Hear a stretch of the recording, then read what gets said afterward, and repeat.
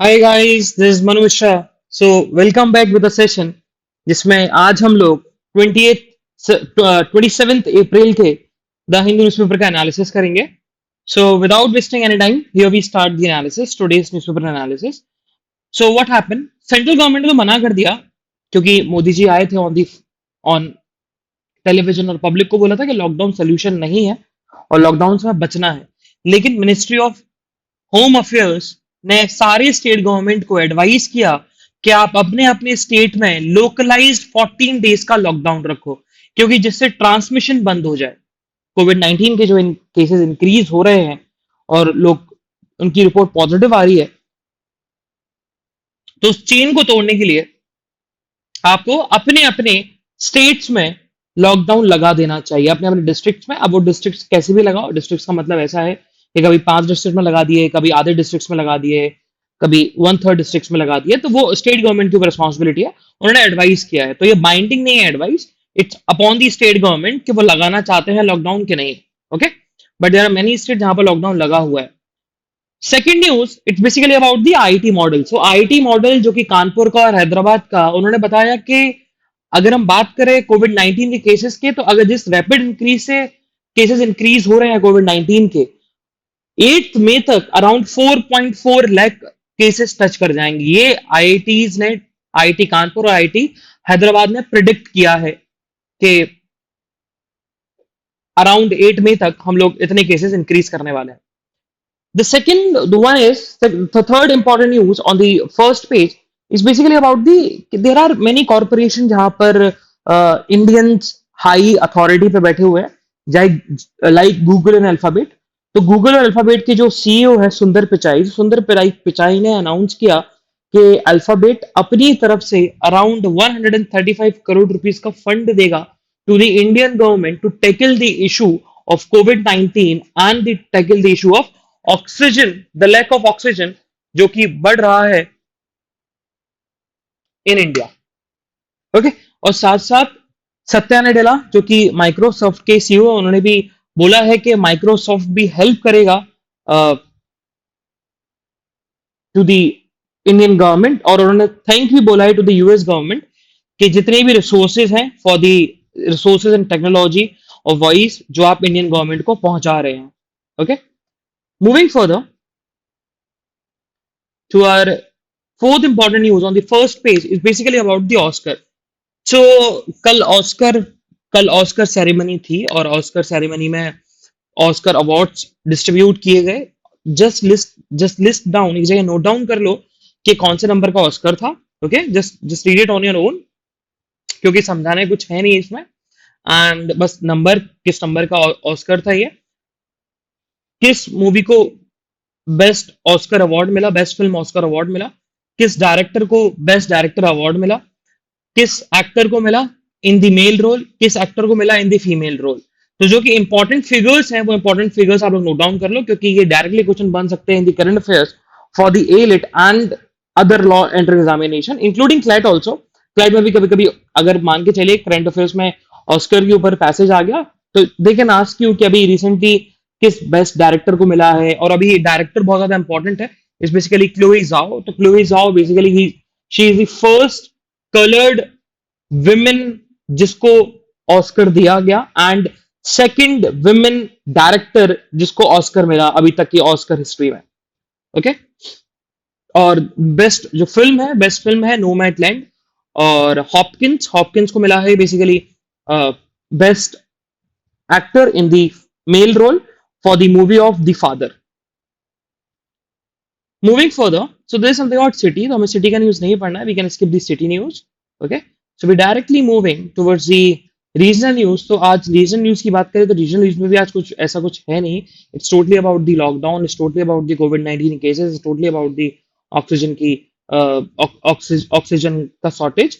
सो एक important news हमारे लिए बन जाती है कि पंजाब गवर्नमेंट ने अनाउंस कर दिया है कि वो लोग अब वीकेंड लॉकडाउन इंपोज करेंगे इन दी स्टेट ऑफ पंजाब, और जो नाइट कर्फ्यू ऑलरेडी लगा हुआ है, नाइट कर्फ्यू ऑलरेडी पंजाब में है, उसको भी नाइट कर्फ्यू की टाइमिंग को भी एक्सटेंड किया जाएगा।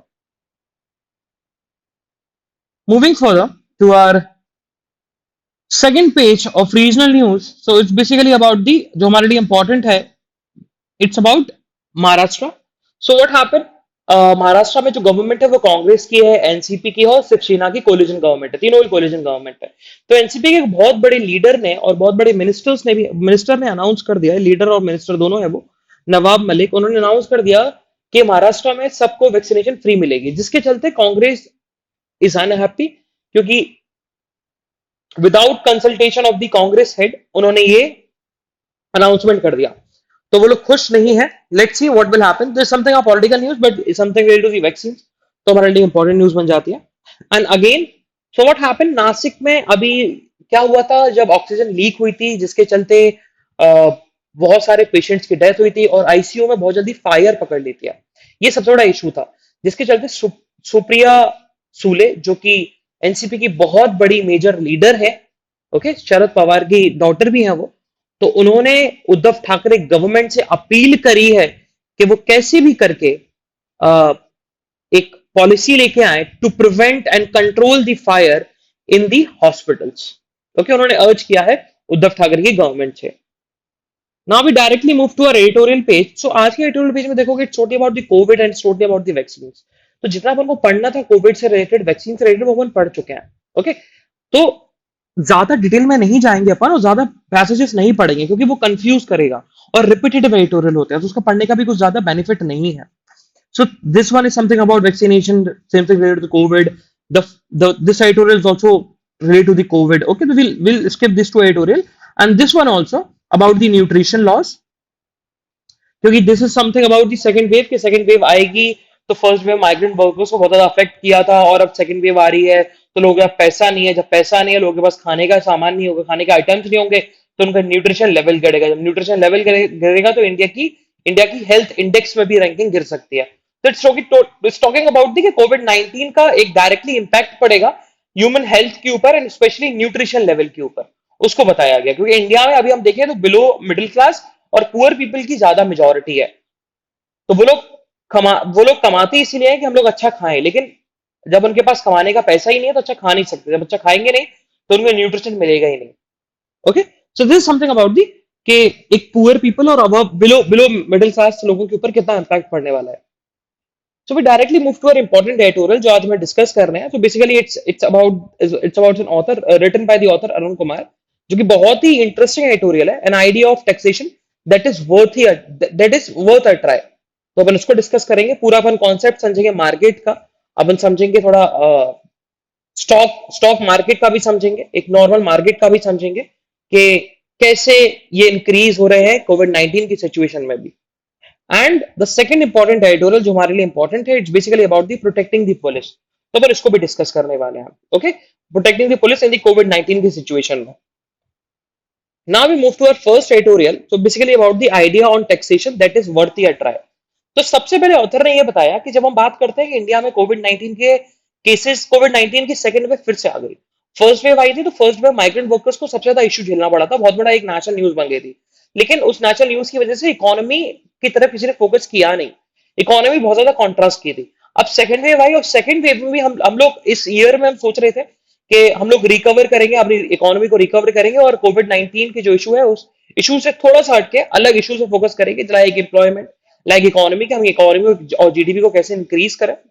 बट अभी फिर से सेकंड वेव आ गई और फोकस सब कोविड 19 के ऊपर चला गया और इकोनॉमी डिक्रीज हो रही, कॉन्ट्रास्ट होती जा रही है ना। ऑथर का जो कंसर्न है, ऑथर का जो कंसर्न ये है कि कोविड 19 की सिचुएशन में जब फर्स्ट वेव आई थी इन द ईयर 2020, मार्च 2020, जब फर्स्ट वेव आई थी तो फर्स्ट वेव में सेंसेक्स और निफ्टी जो स्टॉक मार्केट है उनके पॉइंट्स अराउंड, सेंसेक्स के 25,000 और निफ्टी अराउंड 9,000 या 8,000 हुआ करता था। जब जीडीपी कॉन्ट्रास्ट हुई तो उस ईयर में पूरे कोविड 19 की फर्स्ट वेव में जब जीडीपी कॉन्ट्रास्ट हुई, इकोनॉमी गिरी, लेकिन अभी सेंसेक्स को देखोगे, स्टॉक मार्केट को देखोगे तो स्टॉक मार्केट डबल हो गया। सेंसेक्स अराउंड 40-45 पे पहुंच गया है, निफ्टी अराउंड 40,000 15,000 पहुंच गया। तो ऐसा हुआ कैसे, जब इकोनॉमी हमारी कॉन्ट्रास्ट हो रही है तो ये सारे हमारे जो स्टॉक मार्केट है वो बूम कैसे कर रहे हैं, स्टॉक मार्केट इंक्रीज कैसे हो रहा है। तो ऑथर ने एक्सप्लेन किया कि स्टॉक मार्केट का सिंपल सा फंडा है कि जब कोविड 19 की फर्स्ट वेव आई थी तो लॉकडाउन लग गया था और लोगों की इकोनॉमिक कंडीशन बहुत ज्यादा खराब हो गई थी, तो लोगों के पास पैसा नहीं था, जब पैसा नहीं था तो मार्केट में डिमांड क्रिएट नहीं हुई और लॉकडाउन भी लगा हुआ था, तो जिसका पैसा भी है वो भी मार्केट में जाके सामान नहीं ले सकता था, तो डिमांड क्रिएट नहीं थी। बट उस सिचुएशन में इंडियन गवर्नमेंट ने बहुत सारे स्कीम्स निकाले, आत्मनिर्भर स्कीम निकाली, और आत्मनिर्भर स्कीम से बहुत सारे सेक्टर्स को पैसा अलोकेट किया गया। जब पैसा अलोकेट किया गया तो सब जो फॉरेन इन्वेस्टर्स हैं और इंडियन इन्वेस्टर्स हैं, उन्होंने सोचा कि इस स्कीम की वजह से लोगों को पैसा मिलेगा, लोगों की इंडिया की इकोनॉमी सुधरेगी, लोग जब मार्केट में जाएंगे सामान खरीदेंगे तो उससे डिमांड इंक्रीज होगी, जब डिमांड इंक्रीज होगी तो लोग पैसा खर्च करेंगे, जब पैसा खर्च करेंगे तो गुड्स एंड सर्विसेज बिकेगा। तो इसी के चलते लोगों ने पैसा इन्वेस्ट करना स्टार्ट किया और पैसा इन्वेस्टमेंट की वजह से मार्केट बूम किया। लेकिन अभी जब सेकेंड वेव आई तो सेकेंड वेव में उसको टैकल कैसे किया जाए, क्योंकि फर्स्ट वेव में गवर्नमेंट के पास पैसा था और गवर्नमेंट ने उस पैसे से बहुत सारी आत्मनिर्भर स्कीम की चलते बहुत सारे सेक्टर्स को पैसा दिया। लेकिन अब सेकेंड वेव आ गया, सेकेंड वेव बहुत ज्यादा डेडली है और बहुत ज्यादा केसेस निकल रहे हैं in comparison to the first wave. अब इसको कंट्रोल कैसे किया जाए, कंट्रोल करने के लिए गवर्नमेंट के पास पैसा होना चाहिए, मॉनेटरी हेल्प होनी चाहिए। तो वो मॉनेटरी हेल्प मिलेगी कहां से गवर्नमेंट को? तो सबसे पहले ऑथर ने बताया कि पैसा तो देखिए, आप सिर्फ पब्लिक ही दे सकती है, पब्लिक ही पैसा देती है और गवर्नमेंट को पैसा मिलता है थ्रू अ टैक्स। तो अब सिंपल सा ऑथर ने बताया है कि अगर बात करें टैक्स की, तो tax are of two type, direct tax और इनडायरेक्ट टैक्स। अब डायरेक्ट टैक्स होता है इनकम टैक्स, ओके, जो डायरेक्टली दिखता है कि आपका पैसा कट गया है और गवर्नमेंट के फंड में चला गया, कंसोलिडेटेड फंड ऑफ इंडिया में वो चला गया और गवर्नमेंट उससे रेगुलेट करेगी। बट इनडायरेक्ट टैक्स, जिसको अब हम लोग नॉर्मली जीएसटी बोलने लगे, गुड्स एंड सर्विसेज टैक्स, जो सब लोग देते हैं। और डायरेक्ट टैक्स का जो इम्पैक्ट है वो बहुत कम लोगों पे होता है, रिच क्लास लोगों पे होता है, रिच क्लास या सुपर रिच क्लास लोगों पे, या फिर जो अर्निंग होती है, अर्निंग क्लास, उनके ऊपर होता है। वही इनडायरेक्ट टैक्स का इम्पैक्ट सब लोगों के ऊपर पड़ता है, from a 1 month old baby to the 80 to 90 year old person, सबके ऊपर इंपैक्ट पड़ता है, चाहे वो अर्निंग हो चाहे नॉन अर्निंग हो। क्योंकि आप कोई भी प्रोडक्ट खरीदते हो उसके ऊपर टैक्स लगता है, तो वो टैक्स इनडायरेक्ट टैक्स या मतलब जीएसटी में कैलकुलेट होता है। और डायरेक्ट टैक्स हो गया इनकम टैक्स, कॉर्पोरेट टैक्स। अब ऑथर ने बताया कि अगर गवर्नमेंट को पैसा चाहिए तो इनडायरेक्ट टैक्स को इंक्रीज ना करे, अगर उनको इंक्रीज करना भी है तो वो डायरेक्ट टैक्स को इंक्रीज करे, क्योंकि डायरेक्ट टैक्स जो पे करता है वो अफोर्ड कर सकता है अगर टैक्स इंक्रीज होगा। बट अगर इनडायरेक्ट टैक्स को इंक्रीज किया तो मार्केट में डिमांड भी कम होगी और लोग अफोर्ड भी नहीं कर पाएंगे, लोगों को जो इसेंशियल आइटम्स है वो इसेंशियल आइटम्स भी नहीं खरीद पाएंगे। तो ऑथर का सिंपल सा कहना है कि इनकम टैक्स, डायरेक्ट टैक्स में भी इनकम टैक्स नहीं बल्कि कॉर्पोरेट टैक्स को इंक्रीज करना चाहिए, जो कि सुपर रिच है। लाइक एप्पल पे इंक्रीज कर दिया, माइक्रोसॉफ्ट पे इंक्रीज कर दिया कि अगर वो इंडिया में रेगुलेट कर रहे हैं। मुकेश अंबानी की जो कंपनी है रिलायंस पे इंक्रीज कर दिया, अडानी अडानी अ, अडानी पे टैक्स इंक्रीज कर दिया, टाटा पे टैक्स इंक्रीज कर दिया, बिरला पे टैक्स इंक्रीज कर दिया, जो लोग अफोर्ड कर सकते हैं इस टैक्स को, जिससे गवर्नमेंट को पैसा भी मिलेगा और बहुत बड़े अमाउंट में पैसा मिलेगा, और साथ साथ कॉमन पीपल, आम जनता के ऊपर इसका इंपैक्ट नहीं दिखेगा। लेकिन ऑथर ने यही बताया कि अगर इंडियन गवर्नमेंट ने अकेला ऐसा स्टेप लिया और कॉर्पोरेट टैक्स को इंक्रीज कर दिया, तो जो इन्वेस्टर्स हैं वो इन्वेस्टर्स इंडियन मार्केट में इन्वेस्ट करेंगे नहीं, और इंडियन मार्केट में जब इन्वेस्ट करेंगे नहीं तो मार्केट गिर जाएगा नीचे, स्टॉक मार्केट गिर जाएगा, पूरा मार्केट गिर जाएगा, और इंडिया में इन्वेस्टमेंट होगा ही नहीं, स्पेशली फॉरेन इन्वेस्टमेंट नहीं होगा, क्योंकि आप कॉर्पोरेट टैक्स को इंक्रीज कर रहे हो। तो इसी के चलते ऑथर का जो आइडिया है, ऑथर का आइडिया है कि यूनिवर्सल मिनिमम कॉर्पोरेट टैक्स होना चाहिए। मतलब सारी कंट्रीज को यह बात समझनी चाहिए और एग्री करना चाहिए कि हम लोग एक मिनिमम, एक कॉर्पोरेट टैक्स लगाएंगे जो सबके ऊपर एप्लीकेबल होगा। तो अगर सबके ऊपर सेम टैक्स एप्लीकेबल होगा in all over the world, तो इन्वेस्टर्स जहां पर हाइयर टैक्स लगता है वहां से पैसा निकालकर लोअर कंट्री जहां पर लोअर टैक्स लगते हैं वहां पैसा नहीं लगाएगा, क्योंकि हर जगह टैक्स सेम है। और जहां मार्केट बड़ा होगा वहां पर इन्वेस्टर्स पैसा लगाएंगे जहां डिमांड इंक्रीज हो सकती है। ये ऑथर का कहना है। ऑथर ने बताया कि लेकिन बहुत सारे तरीके होते हैं, जो बड़े बड़े इन्वेस्टर्स हैं, बड़े बड़े कॉर्पोरेट फर्म्स हैं, जो अपने प्रॉफिट पर भी टैक्स नहीं देते, अभी कॉर्पोरेट टैक्स को भी पूरा नहीं देते, जिसको बोलते हैं base erosion corporate tax. Base erosion corporate tax का सिंपल सा फंडा होता है कि आप प्रॉफिट आपको अर्न हुआ 10,000 करोड़ का या 10 करोड़ रुपीज का फ्रॉम इंडिया, और आपने अपनी किसी सब्सिडरी कंपनी को उस प्रॉफिट में से दे दिया, और वो सब्सिडरी कंपनी किसी और कंट्री में है जहां पर टैक्स कम लगता है। Let's take an example of Finland, जहां पर टैक्स, फिनलैंड और स्वीडन, जहां पर टैक्स कम लगता है। मान के चलते हैं कि गूगल है, गूगल इंडिया में रेगुलेट करती है और गूगल को प्रॉफिट हुआ फाइनेंशियल ईयर में 10 करोड़ का, और वो 10 करोड़ में से 5 करोड़ वो फिनलैंड भेज देगा कि मैंने अपनी सब्सिडरी को दिया है वो प्रॉफिट, और हम लोग को इंडिया में सिर्फ प्रॉफिट 5 करोड़ का हुआ है, तो 5 करोड़ पर टैक्स लगेगा, लगना चाहिए था 10 करोड़ के यूपर। तो ये सारी बहुत चीजें होती हैं, लेकिन अगर एक यूनिवर्सल टैक्स आ जाएगा, एक पूरा यूनिवर्सल कॉर्पोरेट टैक्स आ जाएगा, सारी कंट्रीज इस सिचुएशन को टैकल करने के लिए यूनिवर्सल कॉर्पोरेट टैक्स लेके आ जाएंगी, तो ये सारी चीजें भी रुक जाएंगी और गवर्नमेंट के पास पैसा भी आएगा, एक ज्यादा अमाउंट में पैसा आएगा, और कोविड 19 की सिचुएशन को इजीली टैकल किया जा सकता है। Okay, so just read it, it's a very simple editorial, जो बताना था, जहां पर कंफ्यूजन हो सकता था वो एक्सप्लेन कर दिया है, तो जस्ट रीड इट। ओके, अगर कोई डाउट हो तो आप कमेंट बॉक्स में पूछ सकते हैं इस एडिटोरियल से related. Now we are moving further to our second editorial. It's about the protecting the police. So what author said, author ने बोला कि अभी सेकेंड वेव फिर से आ गई है इंडिया में, सेकेंड वेव आ गई है इंडिया में कोविड 19 की, फर्स्ट वेव लास्ट टाइम थी, सेकेंड वेव अब आ गई है, और सबसे ज्यादा जो इम्पैक्ट पड़ता है कोविड 19 का, वो सबसे ज्यादा इम्पैक्ट पड़ता है फ्रंट लाइन वर्कर्स में। तो फ्रंट लाइन वर्कर्स में हेल्थ केयर वर्कर्स भी होते हैं और पुलिस ऑफिसर्स भी होते हैं, पुलिसमैन, पुलिस पर्सनल भी होते हैं। तो ऑथर का सिंपल सा कंसर्न है कि पुलिस को भी प्रोटेक्ट किया जाए इस कोविड 19 की सिचुएशन में, क्योंकि वो बहुत ग्राउंड लेवल पे काम कर रहे हैं। ओके, अब ऑथर ने लिखा चैलेंजेस फॉर दी पुलिस। सबसे पहले लिखा ऑथर ने कि जब फर्स्ट वेव आई थी तो माइग्रेंट वर्कर्स का सबसे मेजर इशू था, सबसे बड़ा इशू था, क्योंकि उनको ट्रांसपोर्ट प्रोवाइड कराना था, उनको राशन प्रोवाइड कराना था, उनको इंटर स्टेट पासेस प्रोवाइड कराना था, तो ये सबसे बड़ा इशू था। लेकिन उन इशू को, उन लॉकडाउन के रूल्स को फॉलो करवाना, ये काम तो लॉ एंड ऑर्डर अथॉरिटीज का था, और लॉ एंड ऑर्डर स्टेट में पुलिस अथॉरिटीज होती है, पुलिस पर्सनल्स होते हैं। तो पुलिस पर्सनल्स माइग्रेंट वर्कर्स से मिली, लॉ एंड ऑर्डर फॉलो कराया, बहुत अच्छे स्टेप्स भी लिए, जिसके चलते सिचुएशन ठीक रही, लोगों में एक क्योस क्रिएट नहीं हुआ, हुआ लेकिन इतना क्योस क्रिएट नहीं हुआ जितने हो सकता था, क्योंकि because of state police authorities, police personnels, क्योंकि उन्होंने ग्राउंड लेवल पे काम किया। तो अब उन लोगों ने जब ग्राउंड लेवल पे काम किया, उन्होंने लॉकडाउन को इम्पोज करवाया, उन्होंने उन्होंने रूल्स एंड रेगुलेशन जो है कोविड 19 के वो इंप्लीमेंट करवाए स्टेट में। जब किसी सिटी में या किसी डिस्ट्रिक्ट में या किसी स्टेट में या पूरे कंट्री में जब लॉकडाउन लगा था या किसी कर्फ्यू लगता है, तो यही लोग लॉ एंड ऑर्डर और रूल्स को चेक करते हैं। तो ये लोग भी फ्रंट लाइन वर्कर्स के कैटेगरी में आते हैं, जैसे हेल्थ केयर वर्कर्स है, हेल्थ केयर वर्कर्स के बाद पुलिस ऑफिसर्स ही आते हैं। Then now the question, now the author talks about कि अब पुलिस के बहुत सारे चैलेंजेस हैं। पुलिस के सबसे ज्यादा, अब पुलिस के चैलेंजेस ऐसा नहीं है कि सिर्फ कोविड 19 हो, कोविड 19 से बहुत सारे चैलेंजेस भी इमर्ज हुए, like cyber attacks, cyber fraud, cyber e fraud. Okay, क्योंकि कोविड 19 सिचुएशन में लोगों ने ऑनलाइन ऑर्डर करना स्टार्ट किया, लोग ऑनलाइन पे बहुत ज्यादा डिपेंडेंट हो गए, तो जिसके चलते लोगों ने बहुत ज्यादा ऑनलाइन ऑनलाइन शॉपिंग करी, ऑनलाइन से मेडिसिन खरीदी, ड्रग्स खरीदे, इसेंशियल प्रोडक्ट्स खरीदे, नॉन एसेंशियल प्रोडक्ट्स खरीदे, तो बहुत सारा साइबर ई फ्रॉड स्टार्ट हो गया, और इसको भी टैकल पुलिस को ही करना था, तो पुलिस के और भी चैलेंजेस हैं।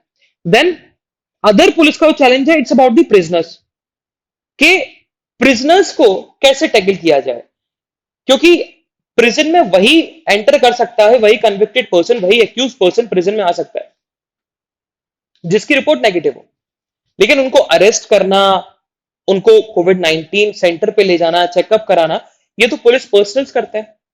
अब इन पुलिस पर्सनल मान के चलिए अगर कोई एक्यूज है या कन्विक्टेड है और उस पर्सन को प्रिजन में भेजना है, तो प्रिजन में उसके लिए नेगेटिव रिपोर्ट चाहिए, तो उस नेगेटिव रिपोर्ट लाने के लिए पुलिस ऑफिसर उसके साथ जाएगा, एंड वी डोंट नो कि वो एक्यूज या कन्विक्टेड पर्सन पॉजिटिव निकले।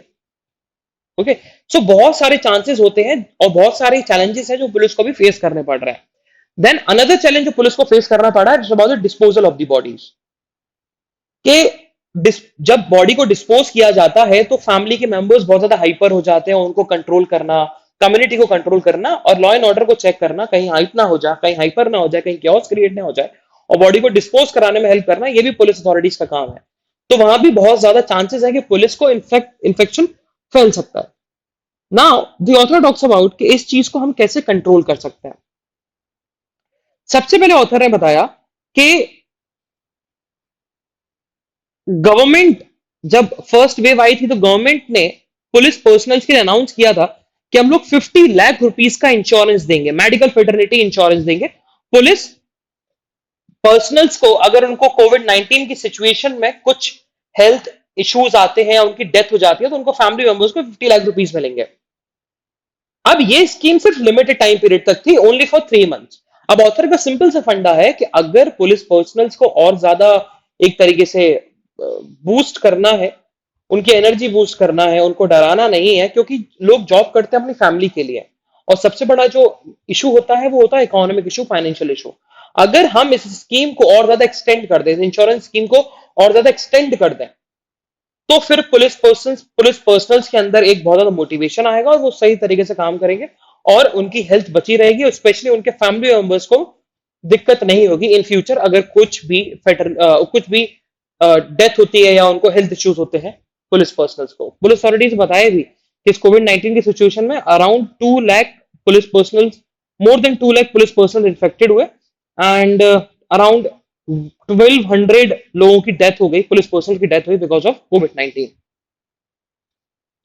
Now we are moving further to our national news. So national news में असम मिजोरम में, बेसिकली मिजोरम में बहुत ज्यादा फायर लग गई थी, फॉरेस्ट फायर लग गई थी, उसको फिर कंट्रोल किया गया by Assam rifles and Indian air force की वजह से। इंडियन एयरफोर्स, तो इंडियन एयरफोर्स तो इंडियन आर्म फोर्सेस में कैलकुलेट किया जाता है, इंडियन मिलिट्री में आता है, इंडियन मिलिट्री की वन ऑफ द फोर्स है। एंड बट असम राइफल जो है, Assam rifles is basically about is the paramilitary force. So I just request you all guys कि just list down all the paramilitary forces, not the military forces, paramilitary forces in India। कौन कौन सी paramilitary forces in India में? So again important news, so basically India की rank 49th आई है in the Chandler good government index में। और उस good government index में, चैंडलर गुड गवर्नमेंट इंडेक्स में अराउंड 104 कंट्री में से इंडिया की रैंक 49th आई है और first position goes to the Finland. Finland ने उसको टॉप किया है। अब उस इंडेक्स उस इंडेक्स किस बेसिस पर रैंकिंग होती है? तो बताया गया there are 7 pillars। The first pillar is leadership and foresight, the second pillar is robust laws and policies, third pillar is strong institution, fourth pillar is financial stewardship, sixth is attractive market shift, and another one is global influence and reputation, and the last one is helping people rise। तो इन 7 pillars के basis पर इस index को calculate किया जाता है। तो आपको जरूर नहीं है कि 7 प्लस याद रखो, जस्ट रीड इट। और हाँ, फिनलैंड को लिख लो, फिनलैंड ने इस इंडेक्स में टॉप किया है। इंडिया की रैंकिंग कितनी है? Out of how many countries? Moving further to our next news, national news page. तो बेसिकली अबाउट दी कि इंडिया ने जरूर, जब केसेस कम थे इंडिया में, फर्स्ट वेव को जब करेक्टली टैकल कर लिया था इंडियन गवर्नमेंट ने, तो वन मैत्री स्कीम के चलते उन्होंने बहुत सारी कंट्रीज को हेल्थ फैसिलिटीज प्रोवाइड करी थी, वैक्सीन प्रोवाइड किए थे बहुत सारी कंट्रीज को। अब इंडिया की सिचुएशन बहुत ज्यादा वर्सन है, ऑक्सीजन सप्लाई नहीं है, हेल्थ इक्विपमेंट्स नहीं है, ड्रग्स नहीं है, वैक्सीन नहीं है। इसी के चलते अराउंड 15 नेशन ने 15 नेशन एग्री कर गई कि वो इंडिया को हेल्प करेगा to supply oxygen and to supply drugs in the India. Moving further to our next page, next news। So basically about what कि इंडिया और जापान ने बेसिकली अ, अभी इंडिया और जापान ने एक तरीके से हाथ मिलाया है कि वो दोनों कंट्री साथ में मिलकर कोविड 19 की सिचुएशन को टैकल करेंगे। क्योंकि कल इंडिया के प्राइम मिनिस्टर और कल जापान के प्राइम मिनिस्टर दोनों के बीच में टेलीफोनिक कन्वर्सेशन हुई और इस बात पर डिस्कस हुआ कि कैसे दोनों कंट्री साथ में मिलकर जो अभी सेकेंड वेव आई है इंडिया में और जापान में भी केसेस बढ़ रहे हैं, उसको कैसे कंट्रोल किया जाए। मूविंग फर्दर टू आवर सीधी directly to our world news, क्योंकि नेशनल न्यूज में सब पॉलिटिकल न्यूज था and something related to the politics, तो हमें नहीं पढ़ना है। सो अगर हम वर्ल्ड न्यूज की बात करें तो वर्ल्ड न्यूज में ऑस्कर से रिलेटेड न्यूज है। सो जस्ट रीड इट, इसमें पता लगेगा कि किस पर्सन को ऑस्कर मिला है in the male category. And he is the oldest person, oldest actor to win this award and उनको सेकंड टाइम अवार्ड मिला है। फर्स्ट टाइम एक किसी मूवी के लिए मिला था, the silence of the lamb, और अभी द फादर के लिए उन्हें मिला है। और उसमें बहुत सारी चीजें डिस्क्राइब की गई, जैसे कि जो अभी बेस्ट डायरेक्टर का अवार्ड जो मिला है वो मिला है क्लोई जाओ को, तो क्लोई जाओ के बारे में पता लगा। Chloe Zhao belong to China and this she is the first women of colour to win the best director Oscar award and second women to get this award. Okay, second important news from the world is basically about the Myanmar.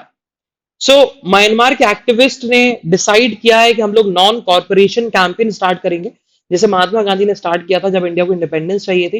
क्योंकि इस non corporation movement में basically government की policies, government के laws को आप नहीं मानते हो, रूल्स रेगुलेशंस को नहीं मानते हो, कॉर्पोरेट नहीं करते हो गवर्नमेंट के साथ। तो सेम म्यांमार ने यही इशू, यही अ, उनको रास्ता मिला और नॉन कॉर्पोरेशन मूवमेंट करेंगी, क्योंकि वो चाहते हैं, वहां की पब्लिक चाहती है कि डेमोक्रेटिक गवर्नमेंट सेटअप हो in in comparison to the military को जो अभी लगा हुआ है। इसके चलते मिलिट्री को हटाना चाहते हैं। अब नॉन कॉर्पोरेशन मूवमेंट में वो लोग, उन्होंने डिसाइड किया है कि they will stop paying the electricity bill and the farm loans, और जितने भी गवर्नमेंट के रूल्स एंड रेगुलेशन है वो भी नहीं मानेंगे। Moving further, so on the economic news हमारे लिए एक इंपॉर्टेंट न्यूज है basically about the RBI. So RBI ने, रिजर्व बैंक ऑफ इंडिया ने फिक्स कर दिया है कि अगर उनके बैंक्स में मैनेजिंग डायरेक्टर या सीईओ या होल टाइम डायरेक्टर होगा in the RBI and in the private sector bank, तो एक फिक्स्ड मैक्सिमम एज फिक्स कर दिया है कि 70 ईयर्स तक ही कोई एमडी, सीईओ या फिर होल टाइम डायरेक्टर रह सकता है in the RBI and in the private bank also. And another thing, अगर मैक्स टू मैक्स जो टेन्योर रहेगा, मैक्स टू मैक्स जो टेन्योर रहेगा वो 15 ईयर्स का टेन्योर रहेगा। 15 ईयर्स के बाद उसको रिजाइन करना पड़ेगा, उसको हटा दिया जाएगा फ्रॉम दैट पोजिशन, क्योंकि टेन्योर 15 ईयर्स तक रहेगा मैक्स टू मैक्स, और अब मैक्सिमम जो एज लिमिट है वो 70 ईयर्स है।